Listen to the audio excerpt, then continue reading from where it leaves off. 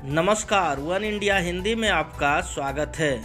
Islamic आतंकवादी घटनाओं के बीच फ्रांस में कोरोना के लगातार बढ़ते मामलों के बीच देश भर में दूसरे लॉकडाउन को लागू करने की घोषणा कर दी गई है। महामारी की दूसरी लहर को रोकने के लिए ऐसा किया गया है। गुरुवार रात ये घोषणा प्रभावी हो गई। देश के करीब 6.5 करोड़ निवासी कम से कम दिसंबर की शुरुआत तक नए लॉकडाउन में रहेंगे।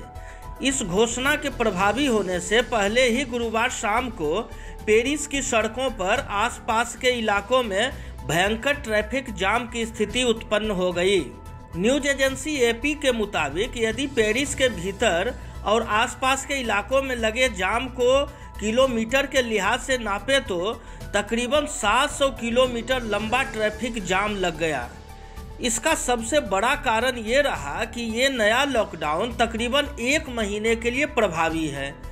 इसलिए गुरुवार मध्य रात्रि को इस घोषणा के प्रभावी होने से पहले ही लोग अपने अपने शहरों के लिए या सामान एकत्र करने के लिए खरीदारी करने निकल पड़े।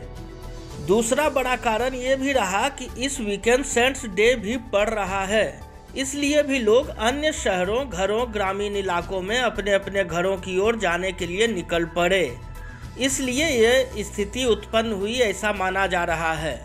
हालांकि कोरोना के चलते यूरोप में जब पहली बार लॉकडाउन लगा तो लोग कई हफ्तों तक अपने अपने घरों में बंद रहे। लॉकडाउन के इस अनुभव की वजह से भी लोग जल्दबाजी में नजर आए। बता दें कि फ्रांस में कोरोना वायरस महामारी की दूसरी लहर को रोकने के लिए राष्ट्रीय लॉकडाउन के पहले दिन कोरोना संक्रमण के 49,215 नए मामले सामने आए हैं। लोक स्वास्थ्य एजेंसी द्वारा जारी आंकड़ों ने ये दर्शाया है।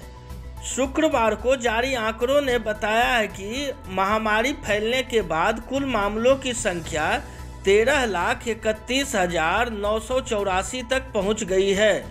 पिछले 24 घंटों में 256 और लोगों की जान चली गई, जिससे कोरोना की वजह से मरने वालों की संख्या 36,565 हो गई है।